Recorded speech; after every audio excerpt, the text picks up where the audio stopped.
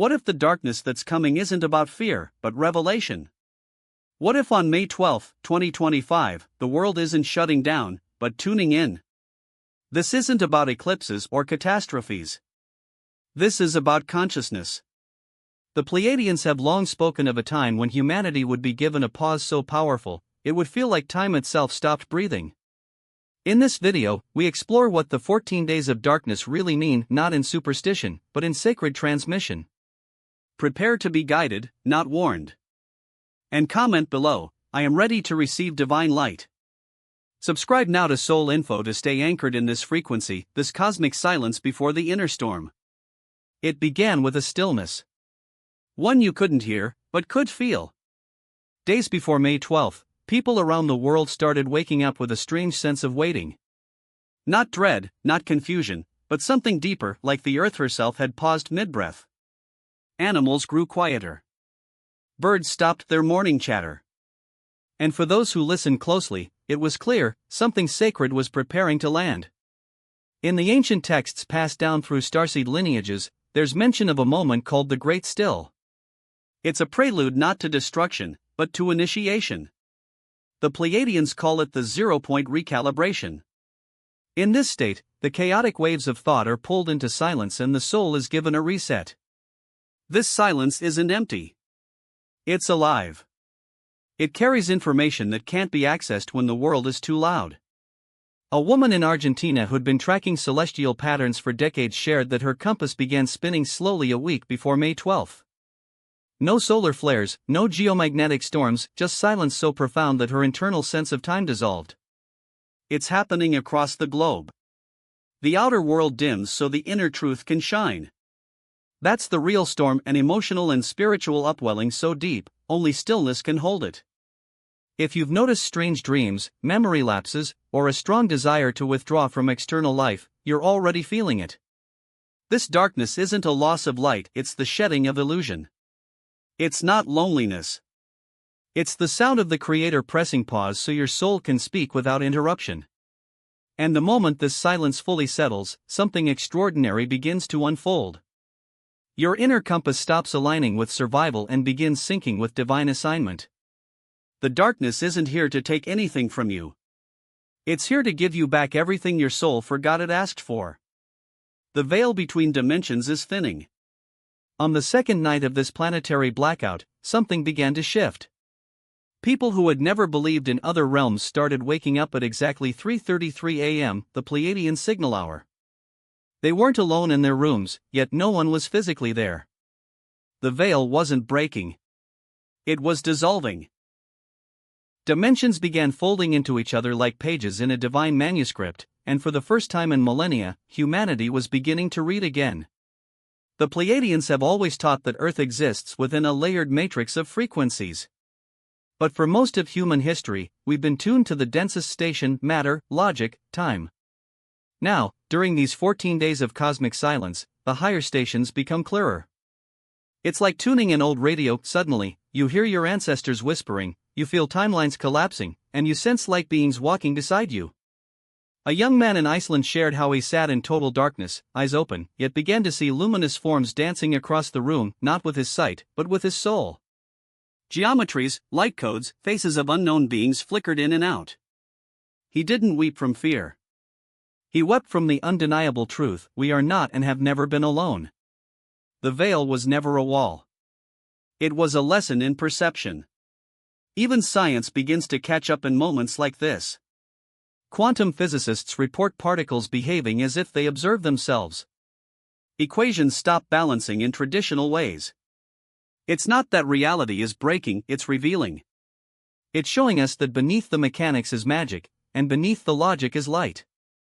The veil between worlds isn't thinning because of disaster. It's thinning because we're finally ready to see. In this thin space, prayer becomes a transmission. Thought becomes power. Intention becomes architecture. What you choose now echoes across dimensions. What you believe now writes new chapters in your soul's timeline. This is not a retreat. It's an invitation. One that asks, now that you can truly see, what kind of world will you choose to walk into? Darkness, as a reset, not a threat. For generations, we've been taught to fear the dark. But what if the darkness wasn't something coming for you, but something coming through you? On the third day, the fear began to dissolve. A mother in Japan, once terrified of being alone in the dark, began meditating with her children. She said their heartbeats began sinking. The darkness, she whispered, became a rhythm. A womb I didn't know I needed to return to. The Pleiadians describe this time not as punishment, but as metamorphosis. They call it the chrysalis phase. Just as the caterpillar cannot comprehend the cocoon, many may misread this event. But inside, something divine is forming. Your neurons are recalibrating. Your soul is expanding. The grids may dim, but the spirit ignites. Clairvoyance begins to bloom in elders. Children begin recalling dreams from other lifetimes. Gifts long thought lost return like soul fragments finding their way home. This is not chaos. This is calibration. The darkness is a sacred shutdown so your system can receive an upgrade. Just like your phone needs to power off before it installs something vital, so too must your consciousness pause to ascend. A man in Nigeria shared how he stopped craving food, TV, or even conversation. Not from sadness, but from deep inner nourishment. He felt guided by presences he couldn't name, yet knew were family.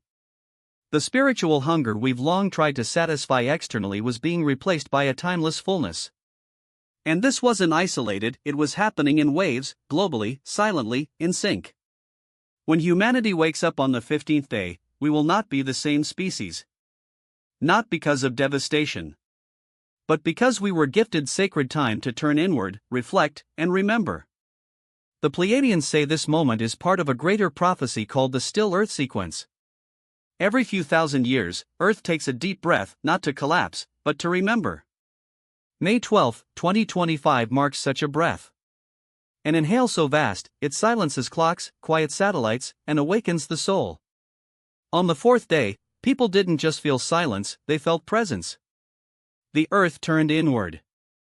Planes stopped. Screens dimmed. Animals adjusted. Dogs howled. Whales paused. All of life seemed to agree, let us be still while the mother remembers who she is. A physicist in Sweden reported strange harmonics, frequencies no quake or storm could explain. He called it a heartbeat from the void. The Pleiadians knew it. These frequencies are not mechanical. They are memory. Earth is speaking in light and sound, reciting sacred truths into every cell that dares to listen. A vision was shared by a channeler in Brazil, humanity standing in a field of mirrors, but seeing not their faces, only their frequencies. Earth whispered, "See what I see." That's the real gift of this stillness. Not what you do, but who you are. Not your reflection, but your resonance. On the fifth day, something even more profound began. People began seeing light in darkness, not with eyes, but with their minds. The Pleiadians call this the pineal awakening trigger. When the outer light withdraws, the inner sun ignites. This isn't poetic. It's biochemical. With no screens, no artificial light, melatonin surges. DMT-like compounds awaken. The third eye opens, not metaphorically, but literally. Ancient symbols begin to flow. A blindfolded artist in Indonesia began drawing intricate glyphs she'd never seen before. Later, researchers found they matched carvings from African and Andean star maps. Why did she know them? Because she always did. The darkness simply removed the noise. Monasteries knew this. Temples practiced it. Initiates were trained in it. Not to deprive, but to activate. You are meant to see in the dark, not with fear, but with truth. And by the sixth day, the DNA responded. People felt heat at the spine, tingles in the crown, energy in their hands. These were not symptoms. They were signals. Your multidimensional DNA was waking up. Not visible under microscopes, but undeniable in spirit. Each person holds 12 strands of DNA, most dormant. But stillness, like this, is the spark. The light codes stored within the silence begin to speak. And those who listen are forever changed. This is the sacred pause. The divine reset. Not a warning, but a remembering. Not an ending, but a return. You were never meant to fear the dark. You were meant to awaken through it.